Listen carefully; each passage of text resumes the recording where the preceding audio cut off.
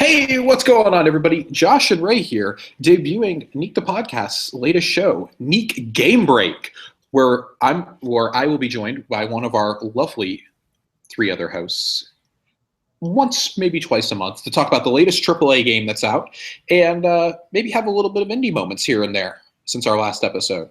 So today, the topic of discussion is Remedy's latest game, Quantum Break. 3 years in the making, first announced in 2013 at E3 alongside the Xbox One reveal. This has been one of my most anticipated games. Since then, it looked stunning in that initial concept trailer. I was like, oh, it's not going to look like that. The hype delivered. We saw it demoed for the first time at Gamescom 2014 and again at 2015, where it had undergone a radical change in that year. That they completely scrapped the main character that they had in place and recruited Sean Ashmore from the X-Men franchise to come in and be Jack Joyce, your main character.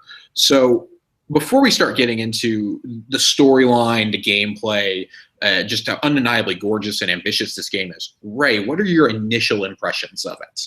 So my initial impressions of this game are it's definitely in the infamous Uncharted vein, which is exactly what I feel like the Xbox was lacking. I love those kinds of games, and it was lacking those types of games that I wanted, and this gives me that.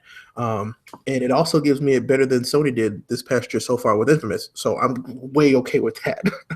It gives me my sci-fi and because time travel is really big on TV right now. But this one does it on a whole different level, and it's really well done. I really appreciate it. So it's just it's getting a lot of tick marks on my Scantron test right now, and so thoroughly enjoyed it. So what about you? I liked it once I got past a couple of initial issues that I had with it. I mean, there's a few frame rate drops that happen, and most noticeably at the beginning of the game, which was weird. But I was like, okay, there's time's about to break, right? So yeah, right. That's kind of how I was rationalizing it. I mean, if there are frame rate dips later on in the game, which I'm sure there are, I didn't really notice them too much. And I think a lot of that might be because of the stutters that are actually happening in the game as planned when time is stopping.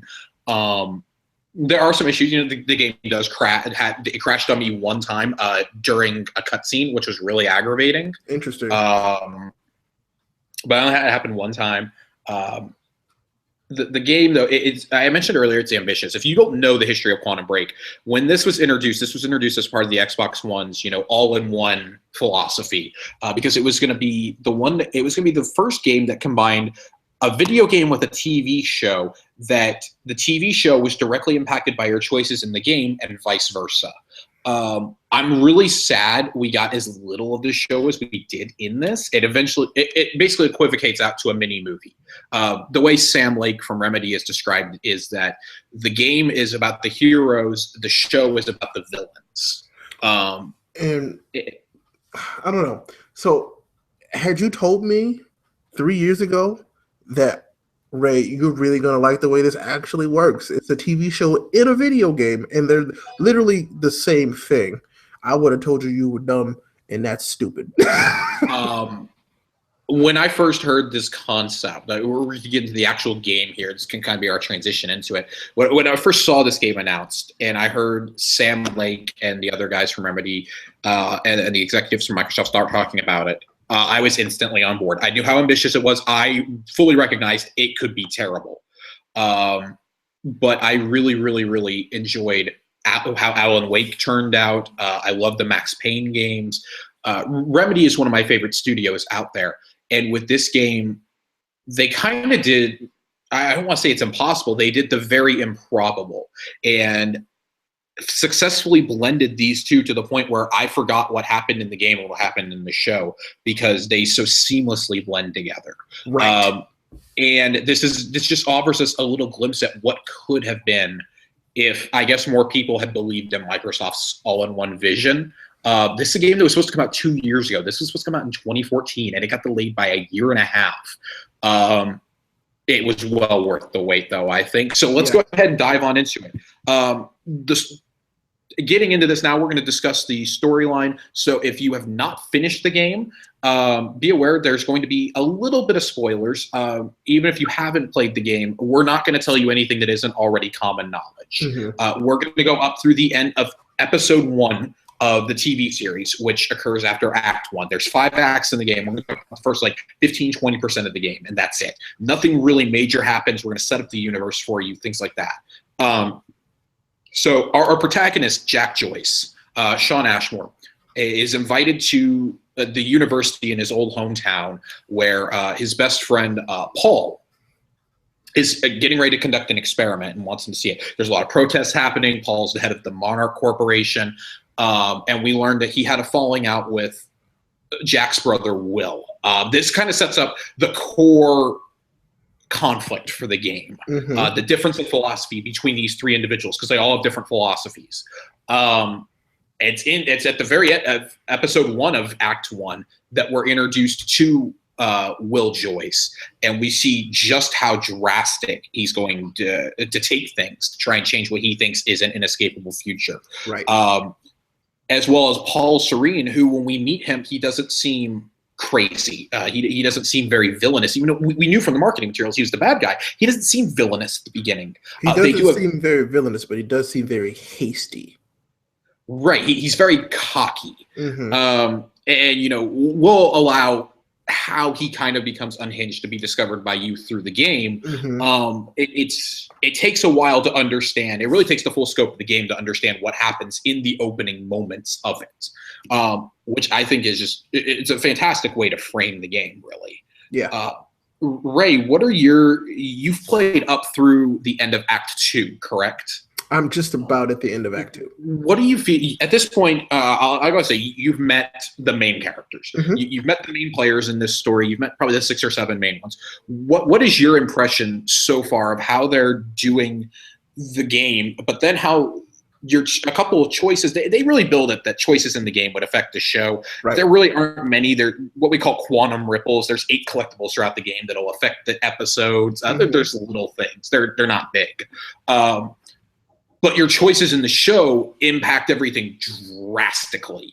It changes your entire game. Right.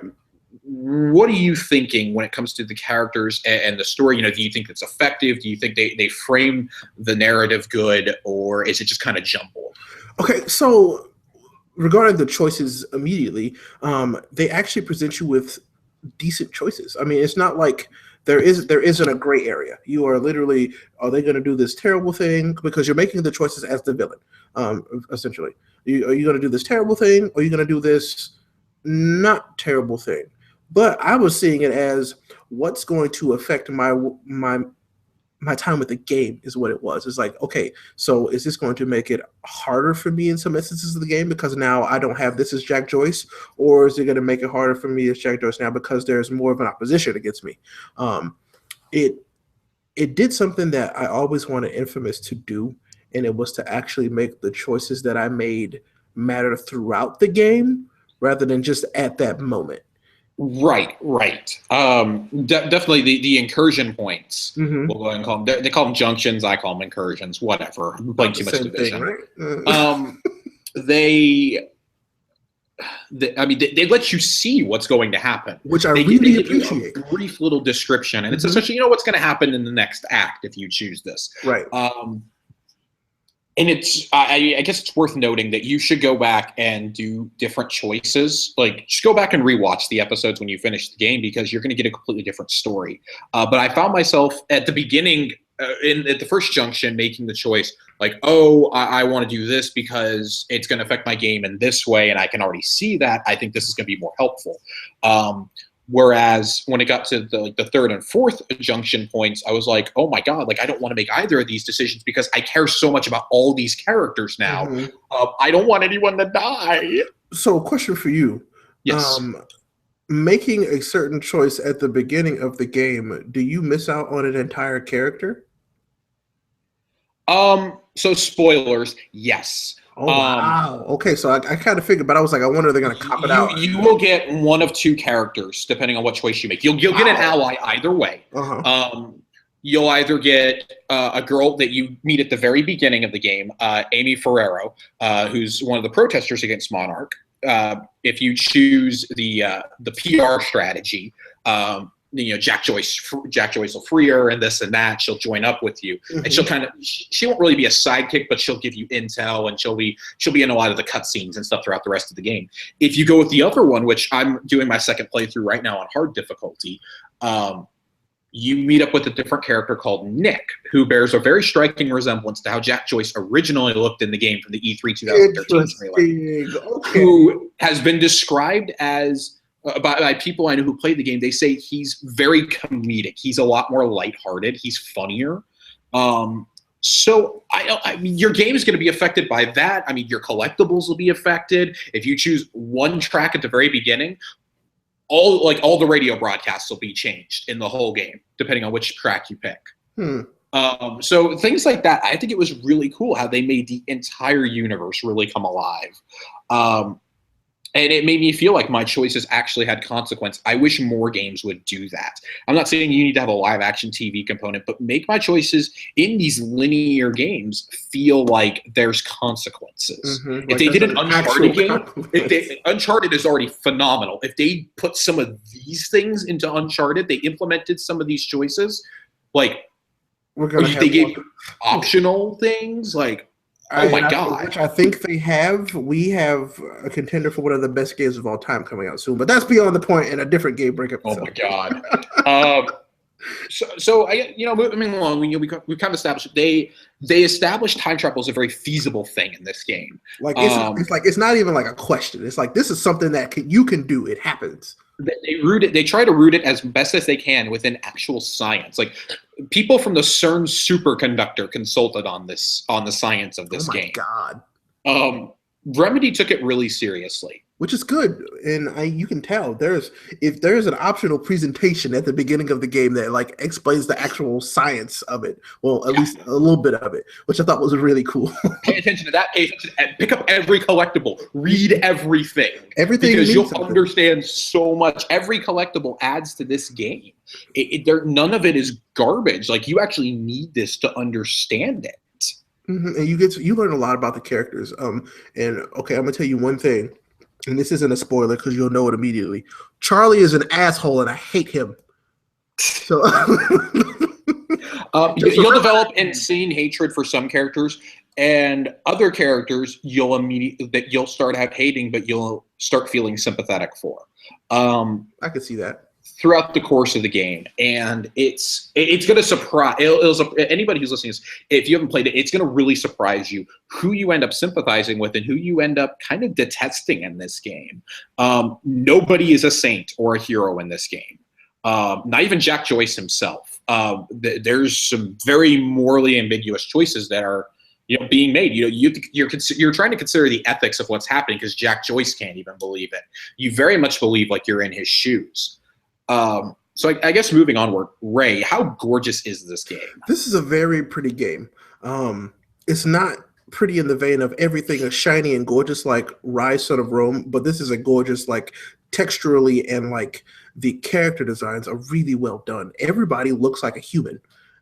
Like they act and behave like actual humans. And I really appreciate that. They did a really good job with that. They took their time.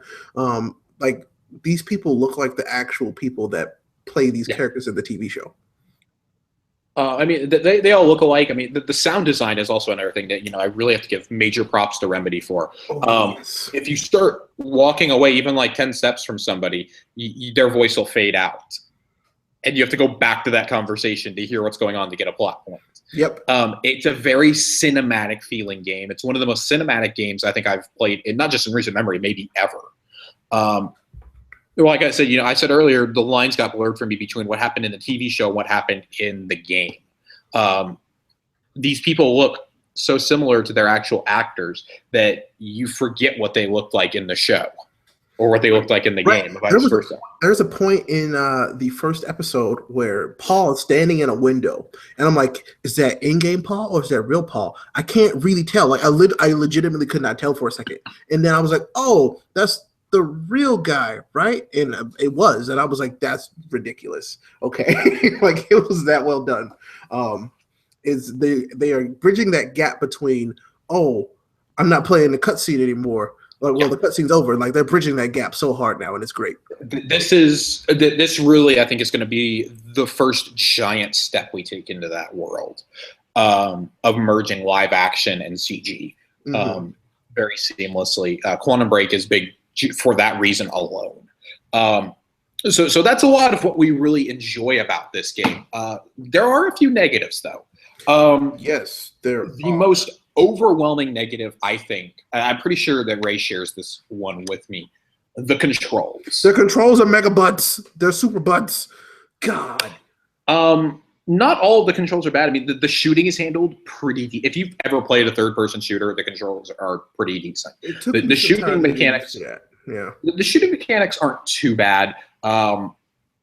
I really enjoy, using the time powers to get around, and how that affects your game too. You destroy cover and everything else. Oh yeah, the powers. We need to talk about that. The powers are amazing. First off, the powers are fantastic. I love all the powers. There's a lot of them though. They don't make you feel like a punk. Like you when they give you powers, they give you powers. And you have to wait for these to recharge. Also, all your abilities are upgradable within the game, but to upgrade them, you don't get XP points or something at the end of each chapter. You have to actually seek out the Cronin sources within the game. They're collectibles. Yes, they're collectibles, and that sometimes has made me upset because the controls are butts. And so I'm like, I need to get to this thing, but he won't jump on this box because apparently I'm not supposed to unless I'm approaching it from the the only side that they let you approach it from, which gets on my nerves sometimes. When we say this is a linear game, it's extremely linear. Extremely linear. If you get lost in this game, don't ever play another video game. Please don't, because if they don't want you going there, you can't go there. It's like, oh my God. It's like, oh, how am I supposed to get that Chronon? Well, maybe if I try this, this, and this, and it's like, oh no, the story is going to actually take me there if I just walk around. Oh God. Yeah, that's a bit frustrating. The one that actually aggravated me there's two things that aggravated me the most. One, I'm coming from playing a really intensive third-person shooter right now, The Division, which has excellent cover mechanics. Yes, excellent. These, oh my God, that's another. And then this cover mechanics is so bad it doesn't exist. It doesn't exist. If you go to aim while you're hiding behind cover, he just blatantly stands up. And it's like, oh my God, I get that you want me to use time powers. I want to use my gun. I was like, I just want to shoot some people because I can kill them in like one shot. From cover, right? Nope.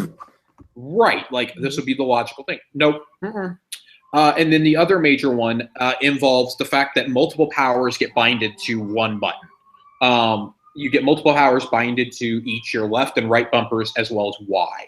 And that can get really annoying. Like, you have to use Y to interact with so many objects, but you also have to use it for your time vision to locate collectibles and the Cronin sources. Time vision is very much the detective mode of this video game. I use it all the damn time. I do too. And they have an interesting catch to it. You can't move while you're using it. Really? I guess I didn't notice that. The enemies will stay highlighted for all of about 4 seconds after you start moving. You're and then right. That's it. Holy crap. Okay. But it'll illuminate collectibles, explosive containers, things like that, which are all very nice to know where they are.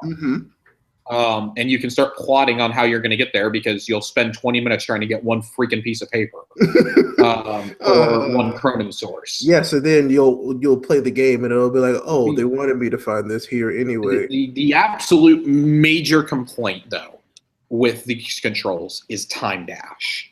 That one makes me so mad because it's supposed to be the coolest one. It starts out and I was like, oh, this doesn't really do anything, so I wasn't using it.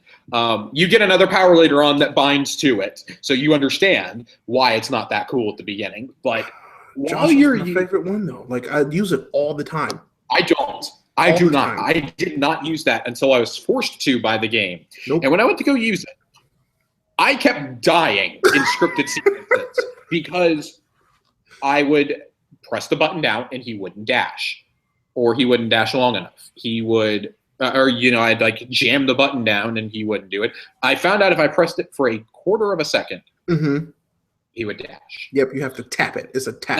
It's not even a tap. It's like a light caress. Yeah, probably. You got that Elite controller, you better barely touch it. I mean, you got to like wine and dine this thing. It's very fine. It made me hate that power so much. I actually turned the game off the first night I got it. So I couldn't do it anymore. I was so mad. And it's probably 10:30, 11 o'clock at night. I'm cursing and swearing my head off. I threw my controller at one point because I was so mad. Those are expensive. I would never do that. I went back the next day, and after another 15 minutes of infuriating trying, I got it. That was the one major issue I had. And then there's going to be to kind of transition away from controls into the other big complaint I had. The game, and I'm not going to complain that it not being hard is not that's a con. That's actually a nice thing because I got to take in the world and absorb it. Video game to me, like a video game should be challenging. But the difficulty spike between Act 4 and Act 5 is so ridiculous. It's not ridiculous if you've been acquainted with your time powers and you're using them. If you're like me though, and you're running around treating this like it's a third-person stealth shooter, where you're just trying to shoot everybody. Yeah, I learned that very early on because I died a few times just from like stupid stuff, and I'm like, wait, why am I dying? And that's because I was just relying on the guns, and I was like, I can't do that in this game. I only relied on 2 or 3 powers. They make sure starting at the beginning of Act 5, you better know how to use every freaking power because you will die a lot. That's good too. It's a good thing. It really does challenge you in the game. So, Ray, do you have any more cons about this? Yeah, there is one that I discovered the first night that I played it because I have a limited schedule to play games. I play games at night before I go to bed. This is a game where if you're playing the game and then you hit the end of an act and a TV show starts, if you don't have the time, I had to put it down the first night because I'm like, well, I don't want to sit through a TV show right now. I got to go to bed. If I was like, oh, I can play another level and get it out the way, I could do that. But but that game at that point, there's certain points where like, if you want to get the story, you have to watch a TV show. The TV show is essential. It's only 4 episodes, but it's absolutely essential. But it was just like, well, I can't. And it was like, oh, I got a few minutes. I can play Quad a break. Oh, never mind. I'm at the part where the TV show is happening. Can't do that right now. Which I was like, oh, that's a little bit of a bummer. But I was like, it's worth it because that means when I do sit down to play it, I'm sitting down to play this game and be involved in this game. Right. It's not just a game that you're gonna play for like 15, 20 minutes and say, oh, I'm done. I want to go play something else. Right. It is though. It's a very unique universe. It builds off what Alan Wake did. Alan Wake is part of this universe. It's very cool. There's a lot of nods to that game in here. Really excited to see where they go from here. Of course, if you buy it, you get Alan Wake and its DLC for free. I've never played one of those, so now I'm gonna. I think the only other thing I can really find that irritates me, I think we mentioned it before, the frame rate. The frame rate does stutter a little bit, but it's not major. Yeah, it's not terrible. Yeah, it will if you notice it, which it is noticeable. If you have an eye for that, it's gonna piss you off. Like for the first, I guess maybe 45 minutes, I was like, well, what? Why? This is an Xbox One. It's supposed to be great, blah blah blah. But then this game also does stuff that you can only do on a higher end PC or this Xbox One console. They do some really cool stuff. But there's some parts where I can't really forgive the frame rate, but because there are other games like it that don't have these issues. So I thought that was a little strange. I was like, well, they tried. I don't know.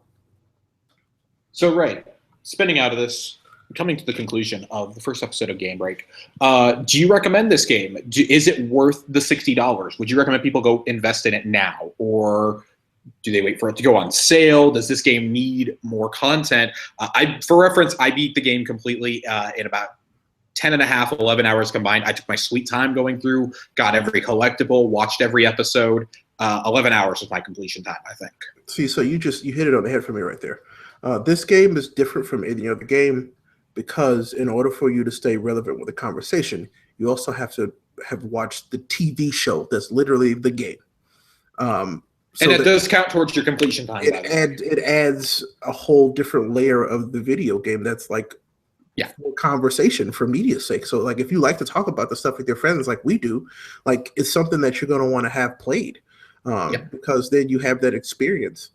I'd say that it's definitely something that if you have an Xbox One, this you have to have this game. It's crucial to the Xbox One library. You need to have this game.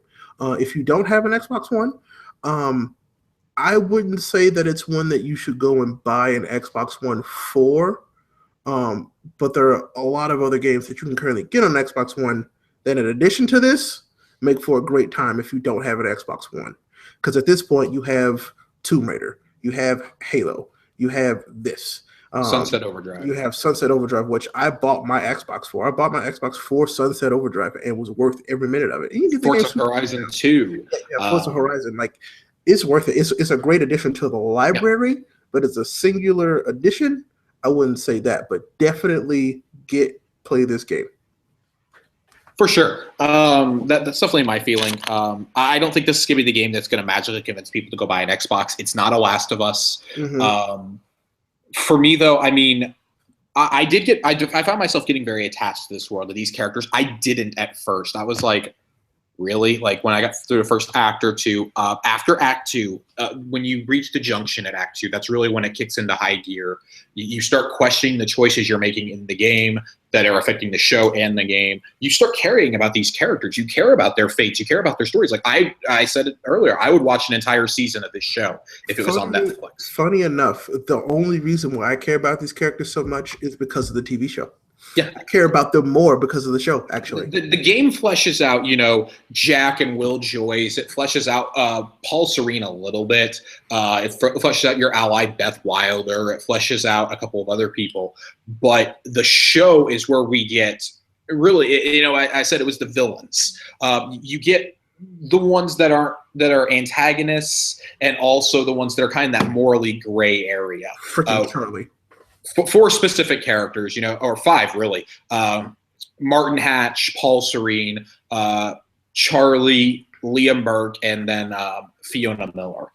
Those are the 5 that we really get introduced to throughout the show. All of which are exceptionally written and acted, maybe with the exception of Fiona. They didn't really give her a lot to do. I think they're saving. All I'm gonna say is, Ray, I'm sure he gets better. I was in the same position as you, and then I did a complete 180 on him. Okay, good.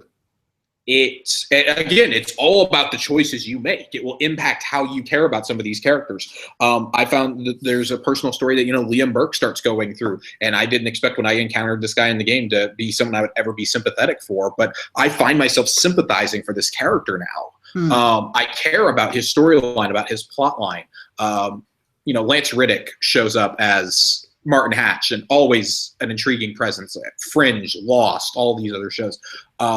There's just the cast they assembled was so great in this show and in the game. I recommend, if you have an Xbox One or a Windows 10 PC, you have no reason to not play this. You should be playing this. It's 8 to 10 hours. Yeah, a lot of people are going to complain about the length of it, but if you're going to complain about the length of this game, please don't ever complain, or please don't praise things like, as great as they are, Infamous and Uncharted and all those, because they're not too much longer.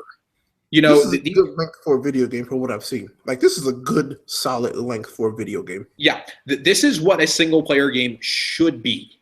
I wasn't irritated when I finished the game. I wanted to go back and replay it again, even if it was just on easy, to experience all the different choices. I find myself wanting to go back to it. I might not do it right away. As I mentioned, I'm doing a hard mode playthrough right now.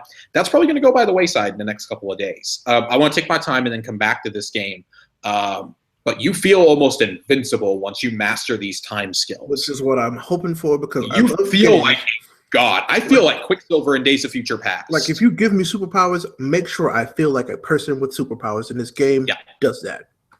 Yeah, it's a dream come true if you've ever wanted to be play as an ordinary guy who is bestowed somehow with superpowers, is struggling to understand what's happening to him, and save, not only his family, save the end of time.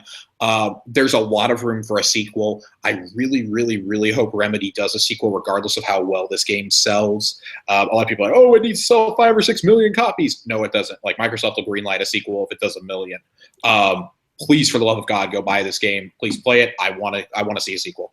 Tell Remedy how much you enjoyed. Is it perfect? No. There are some very no game is perfect, and I will tell you that right now. There's no game that's perfect. There's some very gaping flaws. We're not, and the purpose of Game Break, we're not going to sit here and apply a score to something. We're just going to tell you if we liked it enough to recommend you go play it or buy it or whatever. Ray and I both think you should. Watch somebody play it. It's worth that. Yeah, watch a Twitch stream even. It's so cinematic. But with that, we're going to go ahead and wrap up the very first episode. Viewers, listeners, thank you for tuning in. If you guys have any specific game you'd like to see us talk about on this show, you guys can go ahead and hit us up either in the Facebook discussion page, in the comments on this page, or you can reach me on Twitter at Josh_Finn. That's Finn with 2 N's. Finn, like FN2187 from the magnificent Force Awakens. I knew you were going to do that. You can find us on iTunes, SoundCloud, Stitcher, Facebook, Twitter, and more, all at Neek Podcast. And with that, we'll see you on the next episode, which right now we're planning to be in May for Doom. Yes. So, dun, dun, dun, dun. Wait, we're planning 2 for May right now. Right now the plan is 2 for May, Doom and Uncharted 4, of course. The Doom episode will feature your one and only Glorious Geek Samurai, Kiku, and the Uncharted episode will feature Ray and Proby of all trades, Nick Leali. So we're looking forward to both of those. If you guys have any indie games we should be checking out, any more AAA games that are coming out that are not called Dark Souls 3, let me know. What do you want to make me suffer through other than Dark Souls? Because I like my life and I don't want to start hating it. I need everybody to vote for something on Wii U because he doesn't have one. I don't have one, so Ray would have to talk about it and I just have to ask questions. And with that, guys, keep it nerdy and we'll see you on the interwebs.